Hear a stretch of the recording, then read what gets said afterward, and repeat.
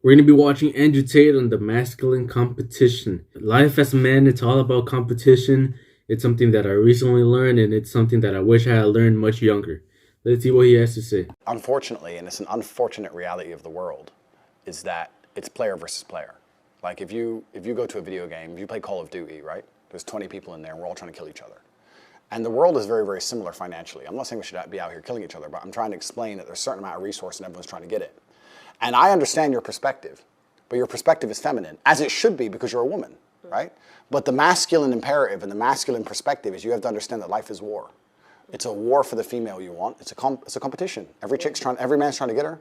It's a war for the car you want. It's a war for the money you want. It's a war for the status. He made a good point in bringing video games into the explanation. A lot of men, a lot of boys, that's the reason they're addicted to video games, because they like the feeling of leveling up. They like the feeling of being in competition. It's a masculine trait. We like the feeling of competing with other players, other men. You want the best skin. You want the best weapon skin. It's all about being the best. Real life is no different. Masculine life is war. If you're a man who doesn't view life as war, you're going to lose. So as a man, you have to wake up and think, okay, everything I want, other men want. I have to outcompete every other man to get it. So how am I going to do that? Am I going to do that by living in the moment, ignoring my phone, and having a fun picnic? Do you believe in men's mental health? You are kind of like the problem in society in a sense of Thank you. Fast car, women, lifestyle. No, but it is. This is the problem. It's not my problem. I'm not saying it's your problem directly, but I'm saying this is the problem. Yes, all men probably want to aspire for that. But do you see the pressure there is on men? Completely. It is much harder to be a man than be a woman. Okay, so what's your thoughts on men's mental health? I agree. It's much harder to be a man than be a woman, which is basically what you just said. Society's expectations of men is much higher. And that's why people call him a misogynist, because he says things like this, like it's much harder to be a man than it is a woman. And I think that's true. I mean, I've only experienced the life of a man, only 18 years of it, but I can imagine how much harder it is, because as a man, you're responsible for your woman. Not only like your woman, but the women around you, you're responsible for their safety. You should protect your little sister, protect your older sister, protect your mom. When you get older, you protect your wife, you protect your daughters. Yeah, and that's the way it should be, you know, because we're all born with different advantages. Thankfully, men's advantage is being physically stronger. I think mentally stronger too. Women's advantages are being, you know, more emotional. That means they can show more love. They're good at showing love, which is why men need women, you know. So, yeah, there's nothing wrong with what he said. There is more pressure in life for men, and that's the way it should be, you know. That's what men like. Men like pressure. Men like obstacles. We like challenges.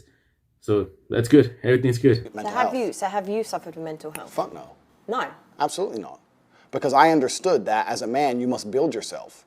Okay, so how do you cope with stress and situations? Express your emotions when you're frustrated and when you're stressed. Good question. And if I'm stressed or I'm frustrated, then I understand it's my time to perform. And I agree that society puts huge pressure on men, and it's time for men to perform. I completely agree. You know, big shocker. Andrew Tate fanboy, you know. I've been very lucky to not have depression, and I believe that it's just because I don't believe in it. There's times where I would for sure have been depressed, but because I didn't have a victim mentality, and I didn't like sit there like crying and I'm depressed, someone help me. Thankfully, I didn't get fully depressed. I just got better and got better. That's the solution to everything. Just get better, you know. Work on your mental health. Work on the gym, and that's the therapy. That's your therapy. The gym is therapy. No one believes it. You know, I made a presentation in school talking about solutions to depression. And number two, I put the gym. Number one, I put having a routine, basically including the gym and good diet and meditation there. And people laughed. People laughed because I put therapy at the worst spot. And it did hurt a little bit, but I thought it was just pretty funny because the solution is right there. Just go to the gym and just be better. But no one believes it. No one believes that that's the real solution. And that's why, sadly, they're going to suffer from depression and bad mental health. So when you feel stressed, when you feel depressed, that's your body. And that's the world telling you to be better. That's the world telling you to fix yourself, fix the problem. When your body starts feeling like shit, it's telling you that you're doing something wrong, that you need to do something better. So when you start feeling depressed, when you start feeling down, that's your body telling you to fix yourself. Be healthier. Go to the gym. Get some sun. Take some vitamin D. Or just like work on your purpose, because that's what helps your mental health. The only way to beat your competition is to just be better.